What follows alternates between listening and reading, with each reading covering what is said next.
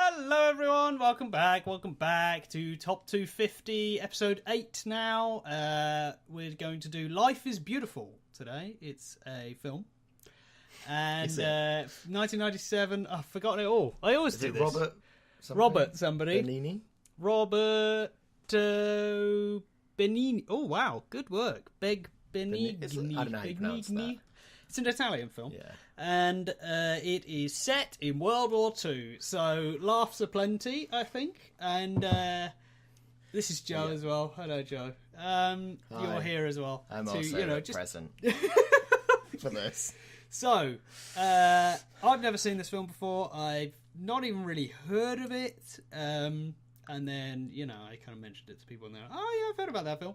And have you seen this film? I have seen this one before.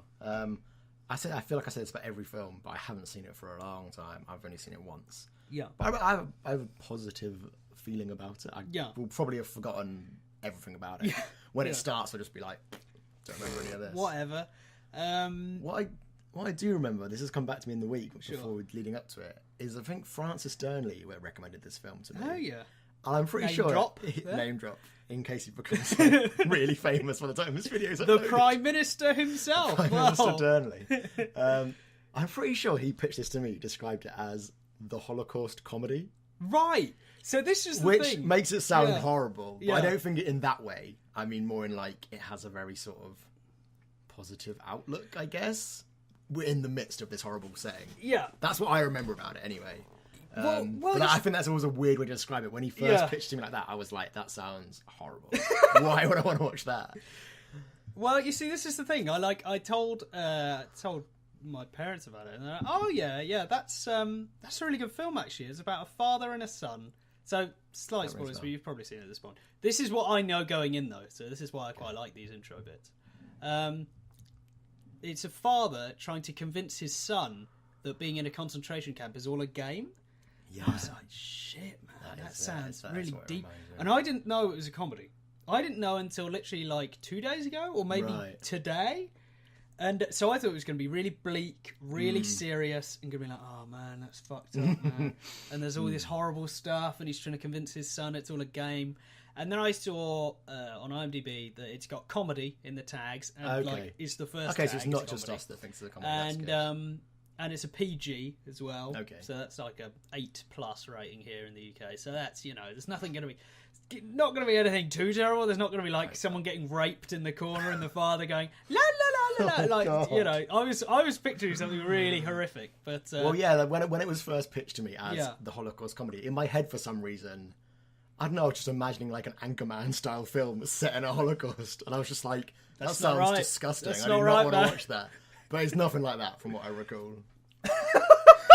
Imagine if it is, I'm totally thinking it's some real bad stuff now. Thinking it's some real bad stuff. Oh, God. Okay, so I think without further ado, on that and really poor tasting jokes, which I'll tell Joe after the camera's off, we shall commence watching the film now, and you can do the same, or you've done the same, and we'll be back in a sec with our proper review, or summary, whatever you want to call these, because we're not real critics. Hello, welcome back. We just finished watching Life is Beautiful, and whoo, that was a bit of a roller coaster there. Jesus Christ. Jesus Christ. Joe, tell me, what did you think of that? Yeah, I really enjoyed it actually overall. I mean, it's what can you say other than, shockingly enough, the Holocaust is something of a heavy subject. Yeah. Even cast in this kind of, with this brilliant actor at the front of it, this kind of Charlie Chaplin-esque thing that you were saying, and this really sort of light-hearted attitude in some ways, you still can't really get around the fact that it's a horribly depressing and horribly true thing. So even at the funniest moments, it's still pretty hard to watch, to be honest. Well, it was interesting for me. Really good. Yeah, because as I said, I think I said this in the intro. When I first saw this film and heard about this film, I was thinking that sounds really bleak and depressing, and that's going to be really heavy. And then I heard it was a comedy, and it was, people were pushing the comedy element more, and I was a bit more optimistic about it. And sure enough, as we start, there's main character Guido and his brother driving a car, and oh no, the brakes are out, and they accidentally get mistaken for like the king of Italy or whatever, and so I was like, it's going to be one of so it was quite light-hearted, and there was a great mood overall, and they're like fixing the car, and the main character is just great. He's really likable, and I mean, at first we were a bit kind of weird because he's kind of a bit of a creep to this woman. He's a bit creepy at first, and he's a bit bizarre. I don't know if it is. I guess it is a bit of creepiness, but he's just eager. I suppose I don't know, flirtatious, but he's very funny and light-hearted, and that really helps bring up the tone of the movie, definitely. And I think without him, oh god, it would have been terrible. It wouldn't have been quite the same. He really does bring so much to it, I think. Yeah. So mad props to him, and then he mainly carries it. But there's so for the first kind of 40 minutes. It's. I mean, it was almost like exactly halfway, to be honest. Yeah, it felt like when we paused it that halfway. It is like, for me, it was really that moment. They come back for his birthday, and the house is just a tip. And then from then on, it's just like they flick a switch, and it's just like still funny, but it's like undertones now. Well, that's what I was going to say. It's kind of, for the first half, it is just kind of an optimistic comedy, and it's this guy who's becoming a waiter and stuff. Yeah. And the jokes are very good. Very Chaplin-esque humour, which is something I said to you a lot during it. Like the way he kind of moves and smiles and stuff is very Chaplin, and the way he moves with the comedy and that kind of slapstick, but. That's not hugely pronounced. I mean, like, he gets a key thrown at his head and he's like, oh dear. And, he's always being cheeky and swapping hats with people and always trying to gain the upper hand and just being this kind of crafty, funny guy around town.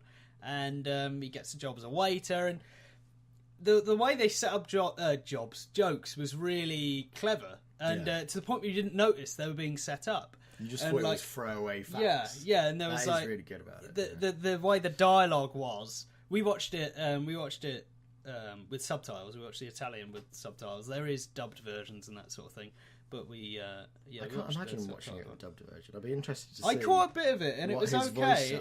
It didn't sound. Okay. It sounded quite believable. Okay. It didn't sound too disjointed, awful, but we stick with the subtitles, and the dialogue. Was very clever in setting up these jokes and these kind of scenarios and characters, and you thought, wait, is it? And it all kind of pays off, and it's such a satisfying way because you've had these, but it doesn't go too far out of its way to set them up. Like it doesn't feel like it's going, pay attention to this. You just kind of, as it happens, you go, oh yeah, because blah blah blah. So that was very good. Mainly in the first half of the film, you're getting a lot of those setups and payoffs and punchlines like that. It made me think. I'm just thinking now, and maybe this is sort of the point. It's almost trying to what it's going for. But that first half, which is basically just a love story of him pursuing this girl, if you added on an extra 30 minutes to that, you could sell that on its own. Yeah. It's just a pretty charming Italian Chaplin-esque comedy film. Yeah. And it probably still, people would be like, yeah, that's a really nice film. That's really maybe good. With the kid growing up and stuff. But they... so it's interesting that, or maybe it's almost deliberate that you have that for the first half. And then this massive world event just comes into everyone's life, and then everything... Well, because he eventually gets the girl and has a kid, and then it's kind of, it's a really nice time jump. I loved that little time jump. They kind of go really into the flower... I've completely forgotten about that. Greenhouse, I guess, I don't know, flower shed. Yeah. And then it just... You don't even notice it. It just pulls out, and there's a kid there now. Yeah, that's great. And it's, I guess 4 or 5 years later, and kind of into World War II, and you're seeing Nazis everywhere in sandbags, and it's like, oh shit, there's a war on. And, so it was kind of... The war stuff initially wasn't that pronounced, because it starts in 1939, and I guess Italy 1939 wasn't that pronounced. And I don't know where... There are some allusions to whereabouts they're really meant to be. But again, they're not in Rome, because they mentioned... I imagine in Rome it would probably be a bit more of a big deal. But they're just somewhere in Italy, and it's not that much of a big deal until later when it actually is, full on war. And... stuff like that. And that's when the film starts to be a bit bizarre. I mean, there is a bit early on where you get kind of hints that this is kind of fascist Italy, and there's he pretends to be the school inspector, and he's giving a lecture about how superior the race was. That was a brilliant scene, but it's such a strange thing because it's like this juxtaposition of this racist rant, but he's just taking the absolute piss. Yeah, and it was really weird because I was like, because that sort of thing does happen. It's pretty scary. Or did happen. But he's at that stage anyway. He's so laissez-faire about it. He's just like, make a few jokes. Belly buttons. Yeah, it's word. And there's that. I quite like that joke where he's chatting to that guy. Yeah. And the guy's like, hard times, and then he's like, what depends what your politics are. And then the guy tells off his kids who are called Benito and Adolf. and then the guy turns back like, what were you saying? And he's like, how are you? Yeah. I thought that was really clever. But again, it's these serious things that will come to kill him, basically. Yeah. And at the start, he just jokes about it. He's just sort of joking away. He's so casual about it all. Yeah, and maybe that was the attitude. I guess. Like, I don't know. I really don't know. There was this, as you mentioned earlier. It just flicks. And it becomes like really bleak, and they start getting taken off to a concentration camp, and this is where the main kind of crux of the film was. I thought most of the film was this, but before I'd seen it, I didn't quite know what it was. I thought we were going to start there, or it was going to start with them being taken there, that sort of thing. But I'm quite glad we had that like half an hour, 40 minutes of like, life. And this is, we're getting to know the characters in a kind of natural setting, I suppose. And then slowly they get a bit more trouble, boom, loads of trouble. And he begins to talk about it as if it's a game, and they're getting like put on the train, and he's saying, save us some space, and it was suddenly like, oh my life, this is really bad, and like this is a huge scenario. I really noticed, like, even though it was just the two of us watching it, we were laughing along and chatting for like the first half, and when it got to the train bit, there was a good 10-15 minutes where we didn't even say anything. You just sort of almost like, real bad, because he's still joking away, but you know where they're going. It's terrible. And it's really like, it's effective, definitely. You're like, and then the mum's there, and she's like, let me on the train. I know. And that was powerful, don't do it. Don't do it. Powerful. But on the other hand, you can see why you would, because it's her husband and it's her child. But you kind of get to the concentration camp, and it's still really bleak. Well, no, I don't know. It doesn't start hugely bleak, actually. I mean, it's still pretty bad that he's like joking about all this stuff and trying to convince his son what's happening is not really happening and that sort of stuff. But they still had a chance to like lighten the mood a bit, and the one early on is when the Nazi guy comes in. Does anyone speak German? Yeah. And he just goes up and says loads of crap. And like everyone else is like, what? But his son is like, he's just I ate all the lollipops. Stomachache. And that was quite clever, but two, just really kind of, it did make me laugh a little bit, but then I was also like, oh dear. Like this, I was so conflicted. But it was definitely good, and it goes on, and it's like, wow, this, like, to imagine that kind of person would exist. Because I don't know, obviously it's not based on a true story, I don't think. But, like, you must be really strong to keep that up. Like, you're being, like, tortured every day, pretty much. And he's just like, it's all funny, woo! And he's quite clever with it as well. There's bits where, you see things whirring in his head. And it's, well, you don't see it. He just suddenly starts doing something, and you're like, what you do? Oh! Yeah. And he's really worked it out. And this was actually kind of how it starts off as well. That's the similar stuff. Like, but instead of, helping his son through this, he's trying to get the girl, and he's thinking up these ways of like, I know what I could do. I could do this, and I could do that. I could nick your keys and drive your car because you have the same car as him, and la la la. Yeah. Whereas then he's trying to just shelter his child from this terrible stuff, and saying, oh no, all the kids they've lost, and they're hiding and stuff like this. It was really quite powerful to like hear him try and explain away this terrible stuff. And like it was foreshadowed earlier that the kid doesn't like taking showers, which is like, I don't know why that didn't ring any bells. No, in my I head, didn't either. And it's like, no, I don't want to take a shower. And then it's like, yeah, because earlier he didn't want to take a shower. And he runs off and hiding in a cupboard, and then the son has to hide in a cupboard and that sort of stuff.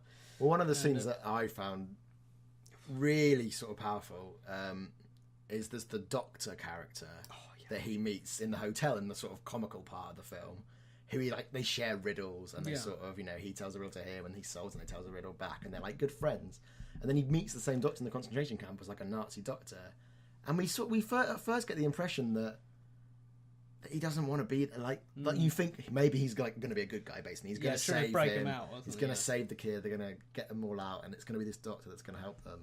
And this is that whole heartbreaking scene where during a dinner they're trying to find a time to have a little secret meeting at the side, making excuses to talk. And when they eventually do talk, the doctor's just like, I've got this riddle that I can't do. I need help with this riddle. And it's just this sinking feeling of you thought he was their way out, and it's like, and he's just this horribly selfish man who doesn't see or doesn't care what's going on. It's just like, help me with this riddle because I can't sleep at night. I need to solve this riddle to send it back to my friend in Austria or whatever. You see that on Guido's face, though. Exactly, and the way he plays it is fantastic. I don't think he actually. Well, he might say one or two things, but I'm not sure he does respond. I can't remember. I think he might say a duckling or something like that. But he remember. Doesn't. He just stonewalled, and it's like the comedy is no longer there. That scene really was like, oh dear, that was bad. And even though I knew what was coming, I didn't remember exactly, but I remembered the ending. I remembered who survived, basically. Right. But even then, you're still... It's like with any film where you watch it and you just still believe that maybe this time I watch it and maybe this time it's different. But I was kind of... As it was getting later into the concentration camp thing, I realised, okay, someone is going to die. Yeah. I don't think it'll be the kid. That would be... The kid would be way too much. Maybe the mother... and then maybe the dad, and sure enough, it was the dad, and that was... I don't think they gave him enough of a send-off. He did the silly walk around corner, bang, and there wasn't quite enough. There would have been... I don't know, this is a bit grim, I suppose. Maybe a bit too grim. I don't know. Just the filmmaker in me coming out now. Maybe like a scene where you're going to remake kind of this and... walking towards the camera, and the Nazi guy stops behind him, and he quite a close-up of his face, and then he just starts to turn around, and then bang. Yeah. That would have been... But again, I don't know. Yeah, I know. That's probably not what they were going for. It's not about that. Yeah. It's about just the father and the son and blah, blah, blah. It's not about... I suppose it's a different message. I was just thinking if... It wasn't that clear to me, because I thought, kind of stupidly, I don't know. I was just like, yeah, you can take him. It's only one guy. Yeah, you can do it. And I was thinking, they kind of went down this alleyway, you hear some gunshots. I was thinking, oh, he's like, duffed him up. And it'll be him in an army exactly, hat, him in an army hat. And he kind of rushes away and hides his helmet. I mean, and I was like, oh, he's done it. Yeah. Oh, that was quick. That's not him, yeah. Oh.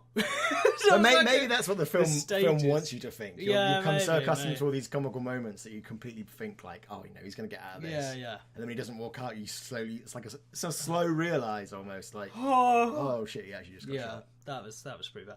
There's one bit where the, top peak bleakness, or bleakness, I don't know. Peak bleakness, as they say, is when he was walking with his son through the fog. And then they just see loads of bodies. It's like, shit.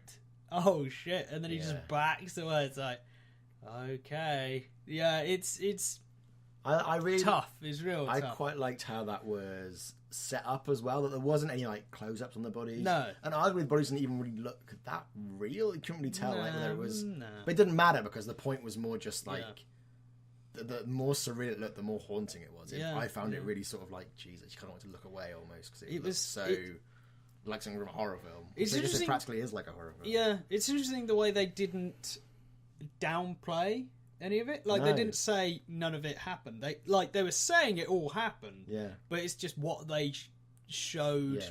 Kind of, I don't know. It's a weird kind of juxtaposition between saying that it happened and kind of not showing it, as opposed to saying it didn't happen or it happened differently or something like that. Like, it's one of the worst things that's ever happened to humanity, and they kind of show it as such, I suppose.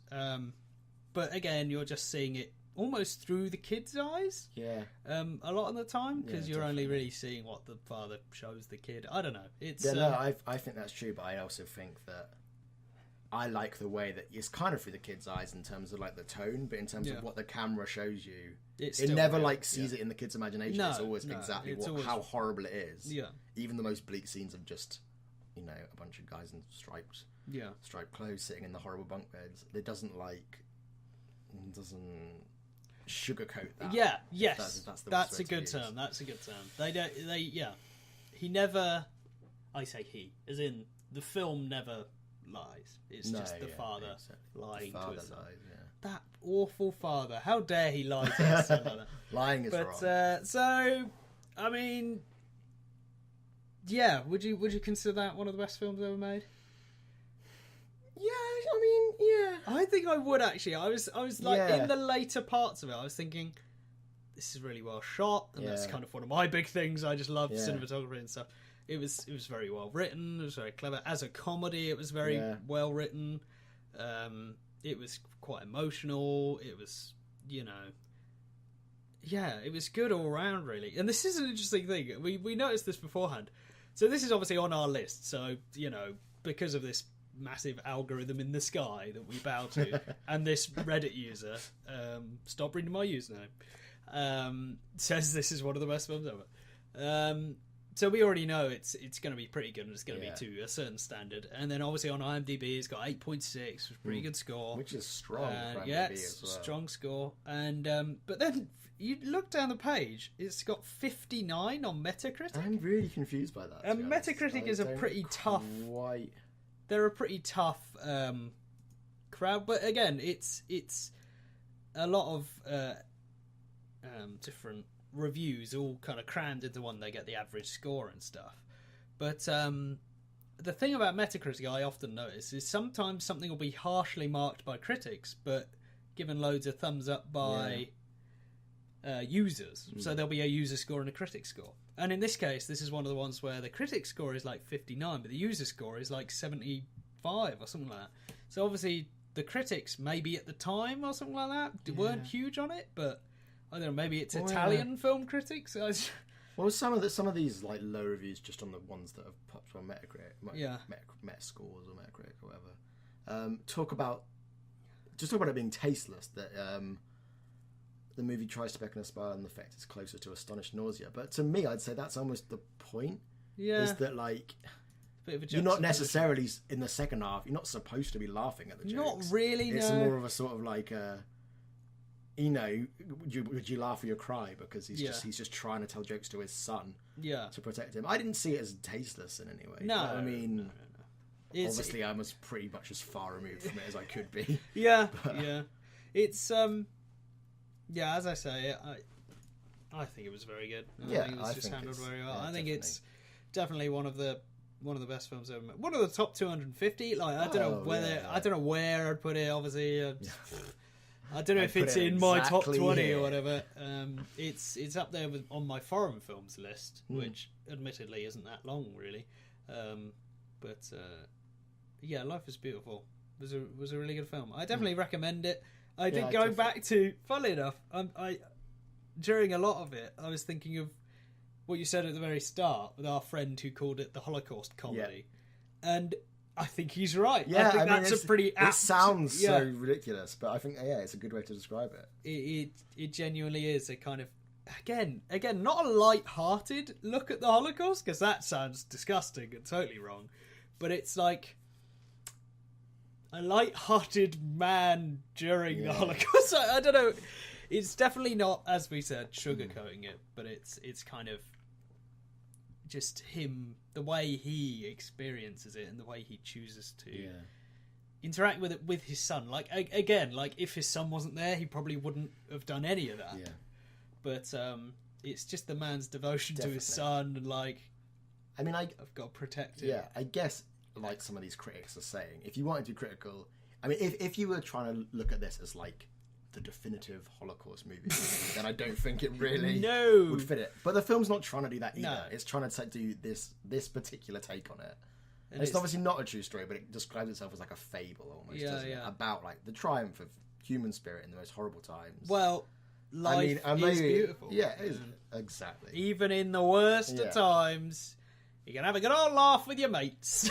Well, that's something I just read in the trivia just a second Oh, did you actually? But the title comes from a quote by Leon Trotsky. So when he was in exile in Mexico and he knew he was about to be killed by Stalin's assassins, he saw his wife in the garden and wrote that in spite of everything, life is beautiful. Oh, that's pretty good. So at first I thought it was a bit of a limp title, but I guess from that quote pretty much lines up perfectly what the film's about, really. Because even when he was being paraded off to be killed, that was a retarded sentence. Even when he was about to be killed, he was kind of, he did a bit of a silly walk. Yeah. And then even when he wasn't even in sight of his kid anymore, he did have a bit of a smile on his face. It was like, just happy till the end, I suppose. It was, don't we all wish we could be like him? Absolutely. So Italian. Yeah, I think that's Italian. Don't we all wish we could be Italian? No, I do. Yeah, that's pretty much all we got on that one, I suppose. Unless you got any more. Nothing else comes to mind. Yeah, definitely worth a watch. Definitely worth a watch. Really good. Yeah. Very different as well from a lot of other things. Different. It's the fact that we both had expectations going in and they're not really like that at all. No, it was definitely does a good job of that. Better than I thought it would be in terms of I liked it more than I thought I would, I suppose. Because again, I was going in thinking this would be a bleak as hell thing, but no, it was good stuff. I feel really, it's dirt, man. Let's go out and live. Yeah. Well, let's watch some more. Let's watch some more movies. So what we got next? That is living for us. A Prophet by Jacques Adouard. And I've, again, never heard of this film. I'll probably end up talking to loads of people and they'll be like, oh man, that's really bleak. Holy shit, Metacritic, love it. A young Arab man sent to French prison. Ooh, Mafia King. Ooh, that sounds alright. Yeah, I'm into that. Alright, so we'll be watching that for next week. Coming up next time is that. So we shall see you then. Look forward to that, will ya?